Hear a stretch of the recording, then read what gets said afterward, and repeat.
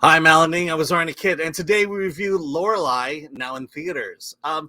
This is one of those movies that I kind of have to qualify in the sense of, if there's any bit of the story or the cast that you like, I think you're going to like this movie. But as much as I love the movie, I feel like it's a hard sell, especially as a drama. What are your thoughts on Lorelei? Um, Hard sell. I never actually looked at it as a hard sell.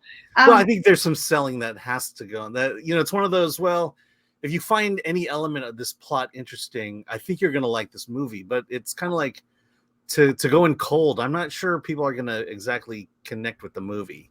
well, I went in cold. Um, and to me, this film is part of the trend is not the right word, but I'm saying that as a lack of a The word. direction.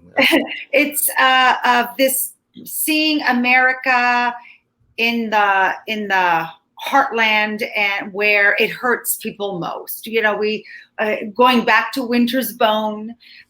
Recently, we reviewed Holler with Jessica Bardem. That was kind of on that same theme. Last year, I saw a wonderful little film called Bull, and same, extreme poverty, people feeling stuck in their young people feeling stuck in their circumstances, trying to get out, but it feeling very futile. That's the gist of this film. What I loved about this movie, just absolutely loved about it, were the performances. Mm-hmm. I mean, this is a flawless cast. Every single person in here is terrific. Jena Malone, my God. I mean, I'm watching this and I'm like, And she's all grown up. her big, her big breakout film was Bastards of Carolina, and that was, or was it Bastards Out of Carolina? I thought it was Contact. Well, I think Contact was her big studio movie, but Carolina was the one that kind of put her on the map in this breakout little indie. And I mean, you look at her here and she's playing a single mother of 3 kids, all fathered by different men. And she blew me away. And then all the co-stars, even the kids, all of them were so great. I don't know if you want to talk about the plot line of this film. Yeah, just a little bit. So Pablo Schreiber is more the star in the movie, and he plays a man who is just recently released from a 15-year sentence in prison, and he's trying to go back to his old life and start fresh. And you find, it's not necessarily a story where his past is conflicting. It does a little bit, but it's about his redemption story, wanting to turn his life around, wanting to more or less. I think for both characters, his character and Jena Malone's, it's this need to fulfill the dream they once had as children or as teens, and realizing that they can't, and that there's certain responsibilities they have in life, especially with being single mother of 3 children. Yeah, there's definitely a lot of broken dreams, missed opportunities, or opportunities that never came to fruition. There's also a lot of resentment here. Our main character, his stint in prison for 15 years was as a result of him taking one for the team. All these other people should have gone, but he went instead, and that caused him to lose a lot of years. Jena Malone's character was his girlfriend at the time.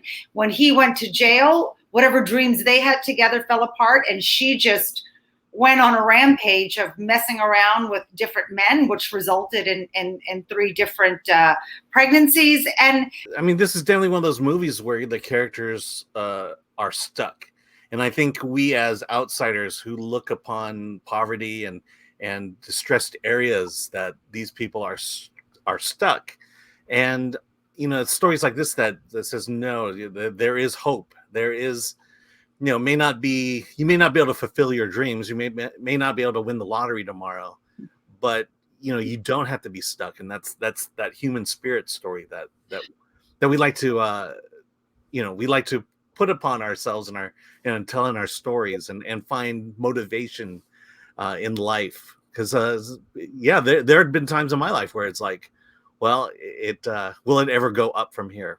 Yeah. Well, that's the thing. It's like I think that we can all relate to the theme of this, of life disappointments and broken dreams. You don't have to be in that deep poverty that these characters are, or you don't have to be, you don't have to have spent 15 years in jail to relate to their pain here. I think, to me, the detriment of this movie was the actual storyline itself, because I felt like that there wasn't necessarily a storyline, like Nomad. Mm-hmm. It was a sort of slice of life where in that film, life just kind of plodded along in this world, and you sat back and you watched it. You weren't a part of it. It's the same here. There is no nothing that leads to some type of there's no big crux. Yeah, there's no destination to anticipate. Yes, correct. Yeah, and I find I find myself less liking those kind of movies than those that do have some kind of a direction and something to say. But I will say, I did enjoy this journey, and I guess ultimately I felt the same. I felt this way with Once Upon a Time in Hollywood. That you watch this go along, and I'm thinking to myself, where are we going? Where are we headed? Yeah. And I think in this one there was a sense of direction emotionally that was there. There was an emotional plot line versus a narrative plot line. And I did see that in this, and much more than I did with Once Upon a Time in Hollywood. Yeah, I think the emotional plot line was also a symbolic plot line, which is, broken dreams. Jena Malone has a recurring dream in this movie, and then he starts to have a variation of that dream, and these are broken dreams. You do hit up against a wall. You're not getting through, and so there was a little bit of metaphor, that kind of stuff there. Which, by the way, I have to tell you, slightly took me out of the movie, because the dream sequences gave it an otherworldly feel, while the rest of the movie was very grounded in this.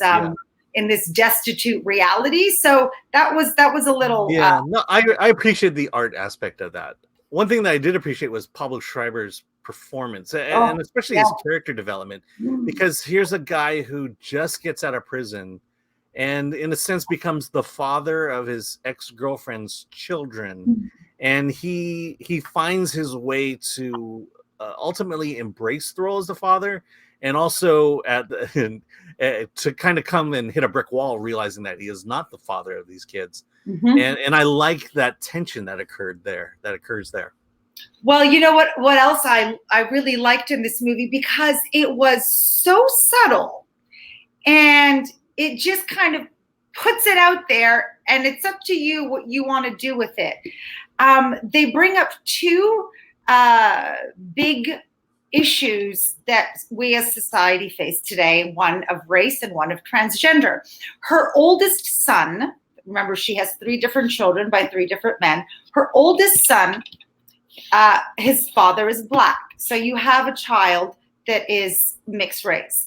The youngest child wants to only wear women's clothing. And in fact, the boyfriend does mistake him for her daughter, and she has to tell him, that's my son. And so these two issues are just, they're so subtly just kind of put in there, but we're not necessarily experiencing any type of fallouts from that, or any discriminations against that. It's just something that, like, you see is going to be an issue down the line. Or we see him, the boyfriend, you see him kind of processing that and maybe having certain things in his mind, certain ideas, but he never says anything. He never says anything at all, because of the love that he has for this woman. And I just thought that was really interesting. I've never really seen that in a film, just put out there like that, but left alone. Yeah, and I think that attests to the writer and the director, Sabrina Doyle. I appreciate movies that have well-developed characters, and I think in this movie, all the characters, Jena Malone's, Pablo Schreiber's, and the three kids, all very well developed, and all being able to interact with each other in this very odd family in a way. I don't, it's like I don't call it an abnormal family because it's hardly, as I think it's meant to appear abnormal, but it really isn't. This is a family. No, it's not. Yeah, I agree. I mean, what is normal today anyways? There's so many blended families today, and so many people are have the opportunity to be so much more open about how they perceive themselves and who they want to be, that everything is normal. We've just never seen these two issues maybe presented in a small town poverty area, but those issues are not affected by those types of circumstances. It's just where it just happens to exist in this movie, in this small town.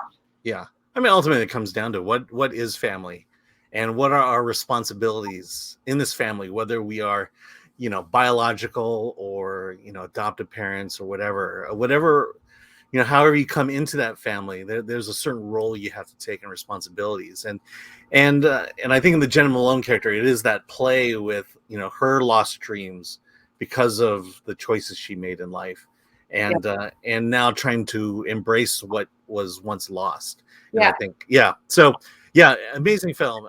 And again, it's, when I think of Oscar time, I kind of wonder, it's these low flying dramas that, just aren't going to get that kind of love. And I wonder what it would have taken to move that into the Oscar buzz territory. And salaciousness maybe, or something more controversial. I would like to think that maybe, the Independent Spirit Awards might recognize it, but we have award this. We've got that as well. So I just definitely think this is one of those films where you should kind of put a little asterisk next to it and go, okay, there's something special about this film. So let's just not forget about it. Keep it in that honorable mention category. Yes. Okay. So you clearly enjoyed the film. You love the story, the performances. I'm going to guess 7.5. I actually gave it an 8. It was the performances that really upped it a notch, because to me the plot line was a little bit thin, and I also, it's not like there was some super duper directing style that makes you go, wow, first time filmmaker, look out.